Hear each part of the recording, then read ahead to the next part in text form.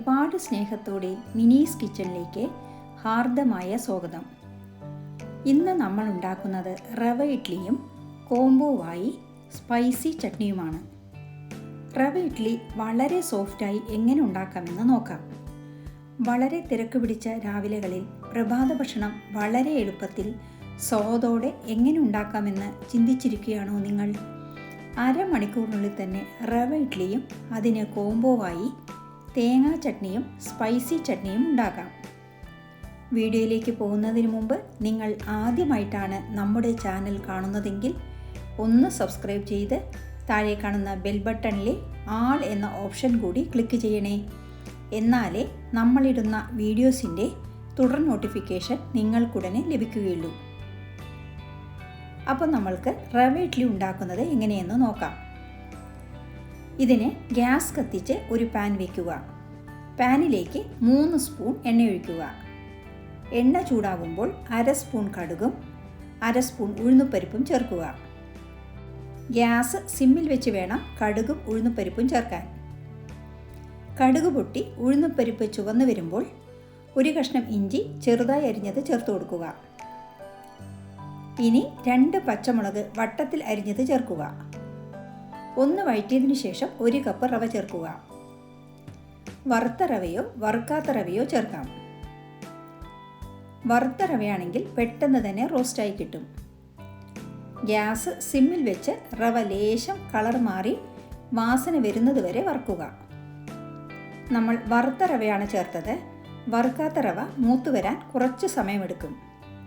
Nice റവയാണ് എടുക്കുന്നതെങ്കിൽ അത്രയും നല്ലതാണ്. വറുത്ത റവ പാനിൽ തന്നെ വെക്കാതെ ഉടനെ ഒരു ബൗളിലേക്ക് മാറ്റുക. അല്ലെങ്കിൽ പാനിൻ്റെ ചൂടിൽ റവ കരിഞ്ഞു പോകും. ഇനി റവ നല്ലപോലെ തണുക്കാൻ വയ്ക്കുക. ഈ സമയം നമ്മൾക്ക് റവ ഇഡ്ഡലിക്ക് സൈഡ് ഡിഷായി ഒരു സ്പൈസി ചട്നി തയ്യാറാക്കാം. ഇതിന് ഗ്യാസ് കത്തിച്ച് ഒരു പാൻ വയ്ക്കുക. പാൻ ചൂടായി വരുമ്പോൾ 2 സ്പൂൺ എണ്ണ ഒഴിക്കുക. എണ്ണ ചൂടായാൽ ഒരു ചെറിയ കപ്പ് ചെറിയ ഉള്ളിയും 8 വെളുത്തുള്ളിയും 8 വറ്റൽമുളകും ചേർത്ത് വഴറ്റുക.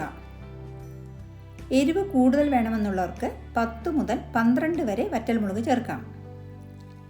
ഇനി സിമ്മിൽ വഴറ്റുക. ഒരു ചെറിയ ഉരുള പുളി കൂടി ചേർത്ത് വഴറ്റുക. നമ്മൾ ചേർത്ത ചെറിയ ഉള്ളിയും വെളുത്തുള്ളിയും ചുവന്നു വരണം. 1 സ്പൂൺ കല്ലുപ്പ് കൂടി ചേർക്കുക. നിങ്ങൾ പൊടിയുപ്പാണ് ചേർക്കുന്നതെങ്കിൽ 1/4 സ്പൂൺ ചേർത്താൽ മതി. ഇനി ഇതിലേക്ക് 1 തണ്ട് കറിവേപ്പില ചേർത്ത് വഴറ്റുക. ഇനി ഗ്യാസ് ഓഫ് ചെയ്ത് ഇത് തണുക്കാൻ വയ്ക്കാം. നല്ലപോലെ തണുത്ത ശേഷം അരച്ചെടുക്കാം. ഈ സമയം നമ്മുടെ വറുത്ത് വെച്ച റവ നല്ലപോലെ തണുത്ത് വന്നിട്ടുണ്ട്. ഇനി ഇതിലേക്ക് 1/4 കപ്പ് തൈര് ചേർക്കുക. അധികം പുളിക്കാത്ത കട്ടി തൈരാണ് നല്ലത്. 1 കപ്പ് റവയ്ക്ക് 1/4 കപ്പ് തൈര് ചേർക്കുക. തൈര് ചേർത്ത് മിക്സ് ചെയ്യുക.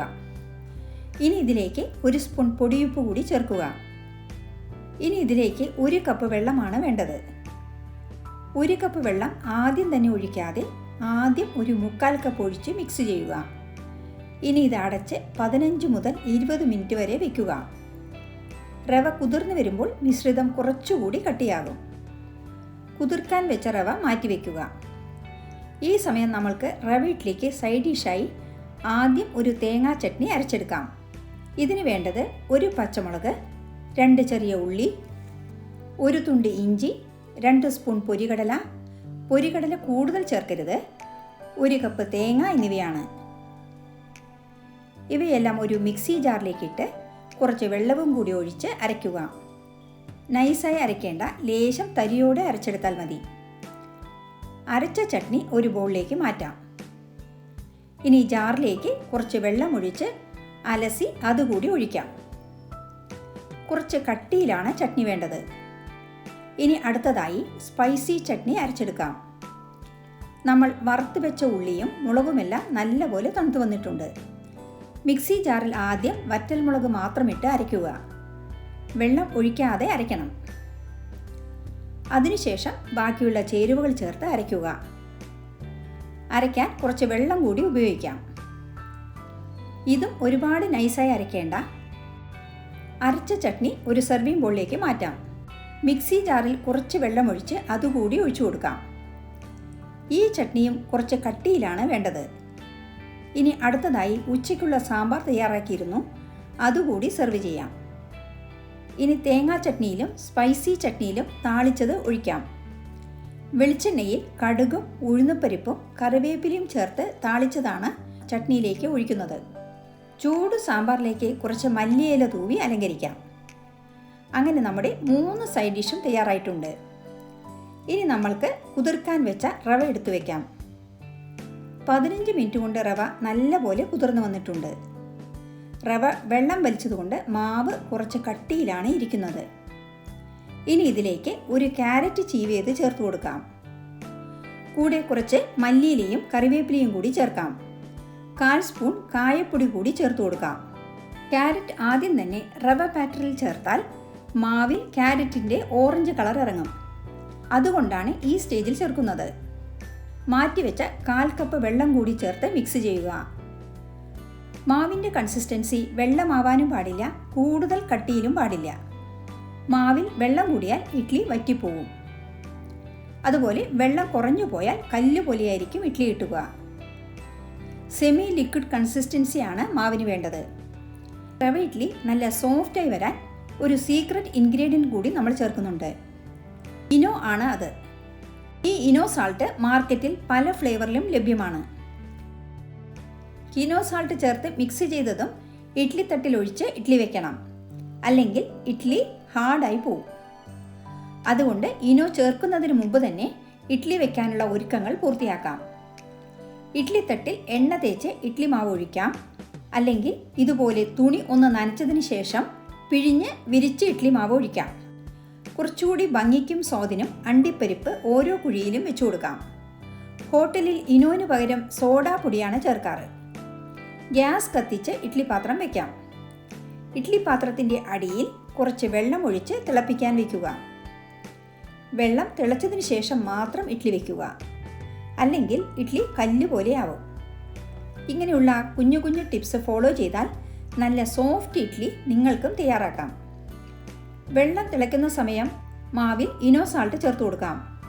ഇനോ നേരിട്ട് ചേർക്കാതെ ഒരു ബൗളിലേക്കിട്ട് അതിൽ കുറച്ച് വെള്ളം ഒഴിച്ച് കലക്കി വേണം മാവിലേക്ക് ഒഴിക്കാൻ.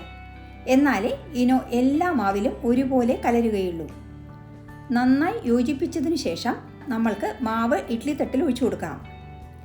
ഇഡ്ഡലി തട്ടിൽ കൂടുതൽ മാവ് ഒഴിക്കേണ്ട, കുറേശ്ശെ ഒഴിച്ചു കൊടുക്കുക. ഇനി ഇത് ഒന്ന് തട്ടിയ ശേഷം ഇഡ്ഡലി പാത്രത്തിലേക്ക് വെക്കാം. ഇങ്ങനെ ഇഡ്ഡലി തട്ട് ഒന്ന് ടാപ്പ് ചെയ്യുമ്പോൾ ഇഡ്ഡലി വെന്ത് എല്ലാം ഒരേപോലെ ഷേപ്പിൽ കിട്ടും. നല്ലപോലെ തിളച്ച വെള്ളത്തിലേക്ക് ഇഡ്ഡലി തട്ട് വയ്ക്കുക. 8 തൊട്ട് 10 മിനിറ്റിനുള്ളിൽ നമ്മുടെ റവ ഇഡ്ഡലി വെന്ത് വരും. ഇനി ഇത് ചൂടോടെ വാങ്ങി വയ്ക്കുക. ഇഡ്ഡലി തട്ടിൽ നിന്ന് സ്മൂത്തായി എടുക്കാൻ നമ്മൾ എല്ലാവരും ചെയ്യുന്നത് പോലെ ലേശം വെള്ളം തെളിക്കുക. ഇനി നമ്മൾക്ക് സെർവ് ചെയ്യാം. ആദ്യം തന്നെ പ്ലേറ്റിലേക്ക് സ്പൈസി ചട്നി എടുത്ത് വെക്കാം. അതിനുശേഷം തേങ്ങാ ചട്നിയും സാമ്പാറും വെക്കാം. ഇനി നമ്മൾക്ക് ചൂടോടെ ഇഡ്ഡലി തുണിയിൽ നിന്ന് മാറ്റി ഇലയിലേക്ക് ഓരോന്നായി വെക്കാം. 1 കപ്പ് മാവിൽ നിന്ന് നമ്മൾക്ക് മീഡിയം സൈസിലുള്ള 8 റവ ഇഡ്ഡലിയാണ് കിട്ടിയത്. നല്ല സോഫ്റ്റ് റവ ഇഡ്ഡലി തയ്യാറായി. ചൂടോടെ ഒരു കഷ്ണം റവ ഇഡ്ഡലി എടുത്ത് സ്പൈസി ചട്നിയിൽ മുക്കിയും അടുത്തത് തേങ്ങാ ചട്നിയിൽ മുക്കിയും പിന്നെ കൊഴുത്ത സാമ്പാറിൽ മുക്കിയും കഴിച്ചു നോക്കൂ. ഓരോന്നിൽ മുക്കി ഇഡ്ഡലി കഴിക്കുമ്പോഴും ഓരോ ടേസ്റ്റാണ്. എല്ലാം ഒന്നിനൊന്ന് മെച്ചം. ഈ റവ ഇഡ്ഡലി 2ആയി പൊട്ടിച്ചാൽ തന്നെ അറിയാം നല്ല സോഫ്റ്റ് ആണെന്ന്. നല്ല പഞ്ഞി പോലത്തെ സോഫ്റ്റ് റവ ഇഡ്ഡലി ഇനി നിങ്ങളും തയ്യാറാക്കി നോക്കുമല്ലോ. ഈ വിഭവം ഇഷ്ടമായാൽ ലൈക്ക് ചെയ്യാനും നിങ്ങളുടെ പ്രിയപ്പെട്ടവർക്ക് ഷെയർ ചെയ്യാനും മറക്കരുതേ. കൂടാതെ നിങ്ങളുടെ വിലയേറിയ അഭിപ്രായങ്ങൾ താഴെ കമൻറ്റ് ബോക്സിൽ രേഖപ്പെടുത്തുമല്ലോ. വീണ്ടും മറ്റൊരു നല്ല വിഭവവുമായി കാണാം. Thank you for watching and supporting.